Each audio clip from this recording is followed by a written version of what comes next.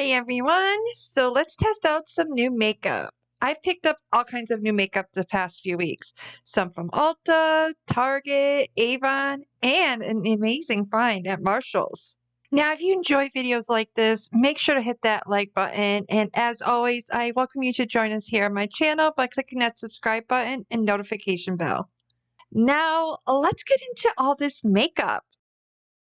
I first started off with the reusable cooling under eye patches from NYX's new collection Face Freezy. Now, right off the bat, I really like the design and how it says chill on it. So I did put these in my freezer last night so that they were nice and cold. And if you follow me, you know that these last few months, my under eyes have been really struggling. So I had gotten these to use on those days that they really need some extra help. But as soon as I started applying them, I could tell that this is not what this is for. They didn't really cling onto the skin, and though the size and shape looked good, because it was frozen, it didn't really have much bend to curve with my skin in the way my face is shaped. Now, I will say I did enjoy these, and my under eye did feel really good afterwards. But this is going to be something I'm going to have to use when I do something like my in-depth skincare routine and just whenever I'm going to be able to lay down with these on. Now for primer, and I actually got two. The one from the new NYX Face Freezy collection and the infamous e.l.f.'s Niacinamide Power Grip, which is the one I actually decided to go with because I've been wanting to try this out for a while now, and I finally was able to get my hands on it. Don't worry, I'm going to do a short review over on the NYX one soon, okay? So keep an eye out for that. Now, as far as the e.l.f. Niacinamide Power Grip, I will say I went into it hesitantly because I really didn't care for the original one. I thought it felt too heavy on the skin. Texture-wise, this version is similar, but if my memory is serving me correctly, because it has been a while, it doesn't feel as thick, or it at least doesn't feel so heavy on the skin. Now I'm going to check back in with this and see how it looks on my skin after I apply my foundation in a little bit. Next, I tested out Ulta's Clear Brow Gel. A while back, I watched a video from Risa Does Makeup, and she was talking about the tinted version of the brow gel, which, by the way, I haven't been able to get my hands on. But anyways, she was blown away by it. So I figured I would test the clear one out, and right away, I loved the spoolie, and I was pleasantly surprised in how much I liked it as I started applying it. I don't know, it was like the final touch my brows needed, kind of like a lip gloss for your lip look. And my brows did still look good at the end of the day. Hey, don't knock the Ulta brand. I've actually found some amazing gems. Now for the best find that I got, the Pat McGrath palettes. Now, I do believe these palettes are discontinued, but honestly, I didn't care. I've been wanting to have a Pat McGrath palette, so when I saw it at Marshall's, I immediately grabbed them. So the smaller one is the Bronze Bliss, and this is going to be perfect for a smoky eye look. Today, though, I'm going to use the big boy, the Mothership Mega Celestial Nirvana. Isn't that just so pretty? So this is actually going to be my first experience. Let's face it, Pat McGrath prices are way beyond my budget. And to be honest, I don't think that they are worth the price that they are at. I mean, the mattes blended nicely and the shimmers were very pretty. And I also appreciated that all these shades blended well together. But for me, I would have to say it's not worth the hype that everyone gives it. If you're like how I was thinking that you're like missing out, trust me, you're not.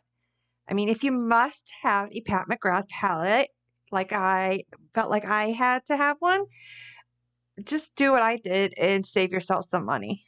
Of course, I had to go and do a pink purple look. Next, I tested out Avon's lash primer. I've tried actually a couple lash primers in the past, and I just have not been able to find one that's not irritating to my eyes, including this one. For some reason, lash primers just do not work for me. For mascara, I used the Beauty Vault one that I got in a past Ipsy bag, and I just haven't tried it out yet. Right off the bat, I really like the spoolie, especially for the lower lashes. I thought it would be perfect for them. I will say though that the formula felt very liquidy, meaning like it's going to be really easy to make a mess, and you're definitely going to want to have time to dry it down. I mean, it was an okay mascara. Not the worst, not the best. So I applied my foundation, and I have to say, I did like how my skin looked.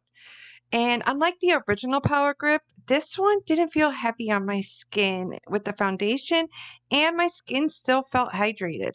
Next is Makeup Revolution's new concealer, IRL Filter Finish. I was seeing this all over TikTok and YouTube, so I figured I'd test it out, and I have to say this is probably the worst concealer I've ever used. I admit it looks perfectly fine when you first apply it, but by the end of the day, my under eye area looked like absolute crap. My fine lines were pronounced, the under eye area was super dry and cakey looking. I even tried it out a few times after this day with different prep techniques, with or without powder. Basically, no matter what I did, it looked like crap within a few hours. Do not recommend. To set everything, I'm using Laura Mercier's Celestial Light Loose Powder. Lately, I've been on the hunt for a glowy setting powder. I've been really embracing the glowing skin look. And with summer coming, I know I'm going to be using more powders to help set my oily T-zone. But I don't want to lose the glowy skin look. I got plenty of mattifying powders. So I wanted to see if I can find a glowing setting powder that'll give me the look that I want. Now, the powder, from what I can tell, is giving me just the right amount of glow. So I am interested to see how this is going to work out for me this summer. So I finished up the rest of my look with the Ulta Beauty Baked Sculpt and Glow palette. This is new, but I've actually been using this for the past month, and I have been obsessed with it. It's just perfect to give you that sun-kissed everyday look for spring and summer. I then finished off my look by popping on a purple lip. And here is my final look.